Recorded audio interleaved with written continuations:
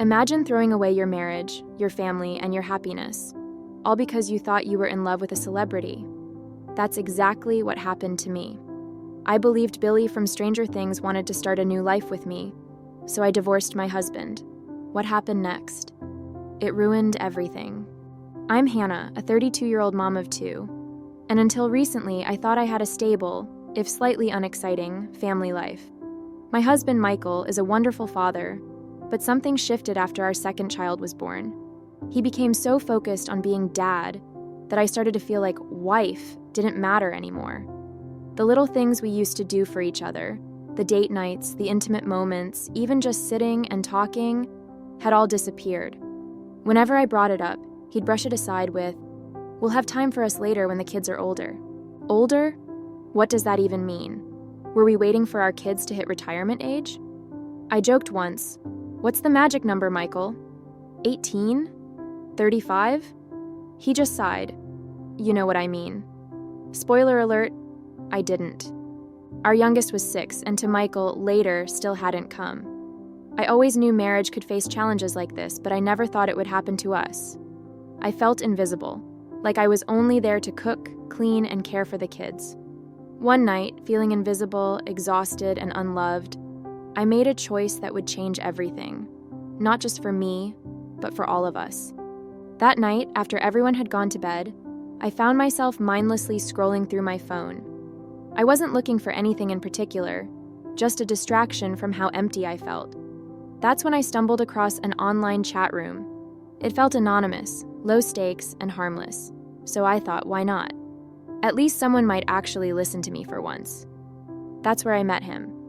At first, it seemed like an innocent way to pass the time and talk to someone who wasn't a toddler or my preoccupied husband. His username was simple, nothing flashy, but his messages? They were captivating, funny, charming, and ridiculously smooth. After some small talk, he casually introduced himself as Dacre. The name didn't ring a bell for me at all. A few conversations later, he dropped what he clearly thought was a bombshell. "What if I told you that I'm a famous movie star?" At first, I laughed it off, thinking it was a joke or just another guy trying to sound impressive. I even told him, "If you're famous, trust me, I should recognize your name. I don't know any famous actors named Dacre. Maybe you're just not as famous as you think." I laughed, teasing him. He didn't seem fazed. "Have you ever watched the show Stranger Things?" he asked. I told him no, I hadn't because I thought it was more of a kid's show. However, my older child had once watched it with her friends, so I had vaguely heard of it. That's when he said, "I'm Dacre Montgomery. Your daughter probably knows me better as Billy from Stranger Things." At first, I laughed again. It just sounded too ridiculous to be true. But then he started sharing small details about the show, things I could easily verify online, and he even sent me a few pictures that looked convincing enough. After Googling him, everything seemed to check out. It was all so surreal that I couldn't help but feel overwhelmingly happy. The best part? He seemed genuinely interested in me. Yes, I knew he had a girlfriend, but leaving my husband wasn't even on my radar at that point. For me, it was just thrilling that a famous actor wanted to talk to me. Honestly, it boosted my confidence as a woman in ways I hadn't felt in years. Over the next few weeks, our conversations became the highlight of my day. I'd put the kids to bed, pretend I was tired, and then log in, waiting to see if he was online. And he always was. It started with light banter, jokes, stories, silly little details about his life as an actor. But soon, it shifted. He wasn't just talking to me. He was listening. "Tell me about you," he'd say. "What do you dream about? What makes you happy?" Those questions stopped me in my tracks. I couldn't remember the last time anyone had asked me that, certainly not Michael. And the truth was, I didn't have an answer. Somewhere along the way, I'd forgotten what it felt like to dream, to want something for myself beyond being a mom or a wife who felt invisible to her husband. Dacre made me feel like I mattered. He said things that lit a fire I hadn't felt in years. "You're so funny," he'd type. "I wish I could talk to someone like you every day for the rest of my life." It was thrilling, intoxicating even. For the first time in a long time, I felt seen. Not as someone's mom or someone's wife, just me. Then came the compliments. He told me I was beautiful, that I was different from anyone he'd ever met. He said I was special, and I believed him. How could I not? He was this gorgeous, successful man, and yet he was choosing to talk to me almost every night. Amazing, isn't it? Then came the turning point. One evening during one of our usual conversations, Dacre told me he wasn't happy in his relationship either. He started venting about his partner, Liv, saying she was overly controlling and constantly monitoring his life. I don't get to do the things I want to do, he said. She's controlling and doesn't trust me. His words painted a picture of a man who felt trapped and misunderstood. I remember feeling sorry for him and empathizing with his struggles. He described it as mental abuse, and I started to see him not just as a glamorous actor, but as a vulnerable person who needed someone to truly understand him. I thought, here's this incredible, successful man, and even he feels stuck in an unhappy relationship. 3 months later, the real twist came. After months of deep, emotional conversations, Dacre confessed his feelings for me. He told me he wanted more than just late-night chats. He wanted me to be his girlfriend. We're both unhappy in our relationships, he said. Don't you think we deserve to be happy? I was stunned. The fantasy I had been indulging in suddenly felt tangible. I asked Dacre about his girlfriend, Liv. He admitted that he had broken up with her 2 months earlier because his feelings for me had grown too strong. But, he explained, they still appeared together at public events. It's all for the media, he assured me. Neither of us wants the press digging into our private lives. I know it sounds strange, but I believed him. He spoke with so much sincerity, and by then I trusted him completely. I couldn't help but feel flattered and special. Dacre Montgomery wants me. Then came the catch. If we're going to be together, you need to leave your husband, he said.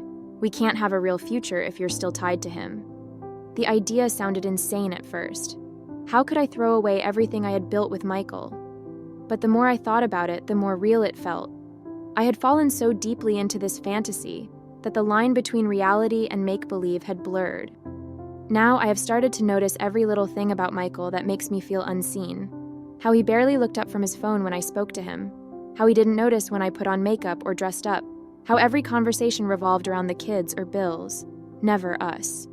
Dacre, on the other hand, noticed everything. He made me feel alive. I started to resent Michael. Not because he was a bad person, but because he wasn't Dacre. I'd fallen so deeply into the fantasy that real life started to feel like a prison. Every night as I chatted with Dacre, it felt like a glimpse into a life I could have. Exciting, passionate, and filled with someone who truly saw me. Slowly, I started justifying it. Michael will be fine. He's strong. He has the kids to focus on. And honestly, I told myself it wasn't just for Dacre. It was for me. I deserved to be happy. I deserved to feel loved and wanted. And wasn't I already halfway out the door? My marriage had felt more like a partnership for years. A team working to raise kids, pay bills, and survive. But love? That felt like a distant memory. Dacre kept encouraging me. You deserve someone who loves you for who you are, not just for the role you play in their life. It was intoxicating. I started to believe every word he said. When I finally told Michael I wanted a divorce, he was stunned. He asked me why, what had gone wrong. All I could say was that I wasn't happy anymore. How could I explain the real reason? That I'd been falling for a man I'd never even met. That I was willing to throw away everything we had for a fantasy? Michael begged me to reconsider. He promised we could work on things and find our way back to each other. But my mind was already made up, or at least that's what I told myself. The divorce process was messy as I expected. Michael was hurt and angry, and I couldn't blame him. The kids didn't understand what was happening, and I didn't know how to explain it to them. The guilt weighed on me, but Dacre kept reassuring me. You're so brave, he'd say. We'll be so happy together. His words kept me going. But as the weeks went on, cracks started to show in our dream romance. Dacre became less consistent in his replies. Some nights he didn't answer me at all, even though he was online. When Dacre finally messaged me, he dropped a bombshell. He had no money. He claimed his ex-girlfriend had controlled his finances and stole them from him. And now he needed money to hire a lawyer to get his assets back. Every penny counts, he said, promising to pay me back once everything was resolved. I wanted to help him, assuming we are a couple now. I sent him $6,000, everything I had in savings, believing it was just a temporary loan. He promised to pay me back once his situation was resolved. That should have been my final clue. A millionaire needing $6,000 from a suburban mom?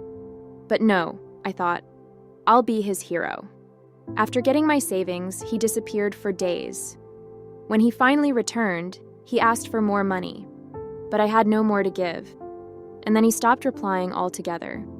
Suddenly, his account vanished and he was gone. One night, when I was worried about what had happened to Dacre, I was scrolling through my phone when an article popped up in my feed. Woman scammed by fake Stranger Things star. My heart stopped as I clicked on it. The details were horrifyingly familiar.